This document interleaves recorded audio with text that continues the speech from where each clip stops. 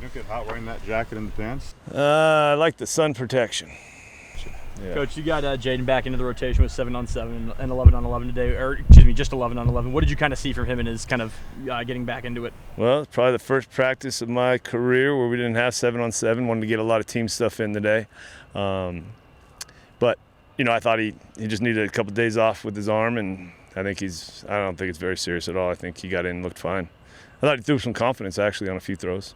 Have you seen that maybe he kind of still has that the ability to just kind of read the defense very quickly and get the ball out maybe a little quicker? He has good anticipation pre-snap. He understands.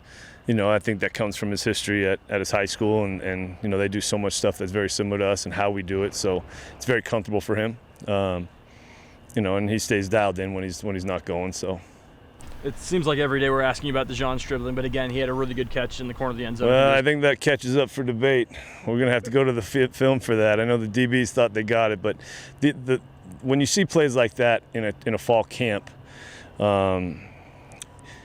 it's a good competitive play on both sides. You know, yes, maybe he made the catch, maybe it was an interception.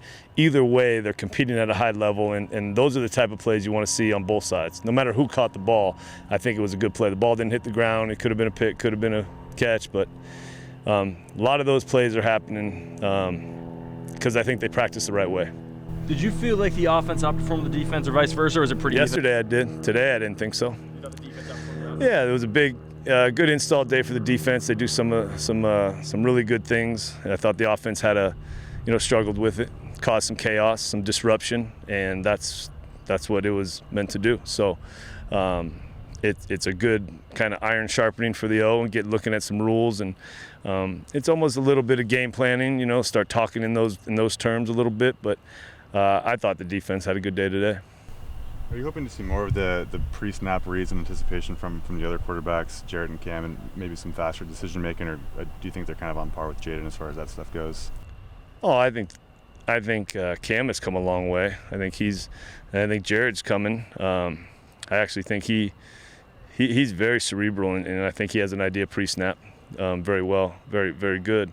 I don't think it's a big discrepancy between those three, and I'll tell you, Victor has had as good of a camp as maybe any of the quarterbacks, so we've got to keep bringing him along.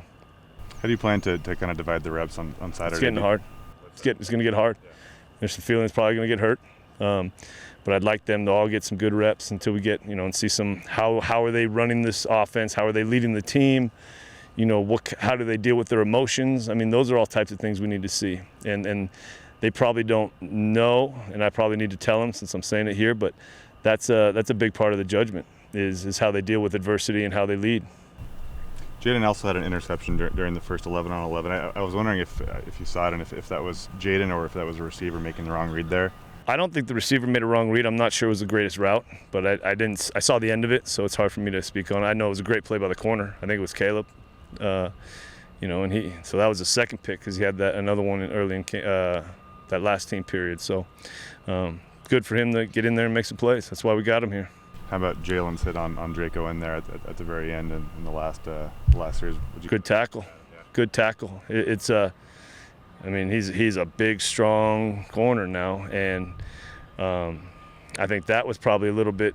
I mean, Drake and Jaden will see that, and they both could have made a different decision there that would have avoided that. So sometimes you got to learn the hard way, I guess. Putting the pads on, having more football sound around here. Did you see an energy boost with that today? You know, we didn't do a ton of live stuff, so I'm not sure it was, you know, I think Saturday would be a better barometer of how much juice they come with. I think they've been pretty steady with the energy coming out. I know they like playing with each other, and I think that's important. But I think they're excited just to be here and doing what they love to do.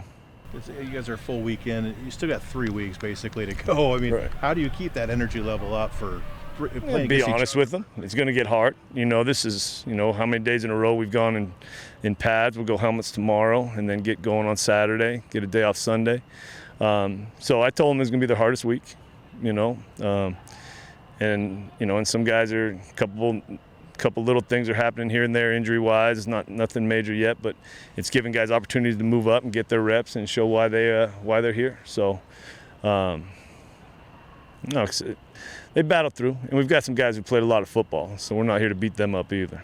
Would you like to see the NCAA look at the possibility of scrimmaging another team during the fall to break this up, something like that? Portland State called in the spring and talked about possibly doing that. I know Barney thought about probably not the year to do it, but I don't know if I have a strong opinion about it. I was down to listen with Barney and see if that was something that would both benefit us and them. Kind of above my pay grade, but I don't think it's a bad discussion. I'm not sure right now is the year to discuss. We got a lot to discuss right now. We saw Jihad take a pretty hard knock yesterday in practice. Was he just kind of resetting today after that? Yeah, he'll be down a couple days. Yeah. Have you had a chance to digest the Pac-12's forfeiture policy? I'm sorry? The Pac-12 introduced a forfeiture policy. Teams will have to forfeit if they're at fault for not being able to play, they'll have to forfeit games this season as opposed to last year when that wasn't the case. Do you have any thoughts on that and how it could affect teams this year with COVID and everything going on? Well, I think we just got to get the games played. I think that's the main thing here is it's put in because we want to do the right things and stay healthy so we can get these games in for everybody, fans, the universities, the Pac-12, all that stuff. I think we learned a lot after what we all went through last year.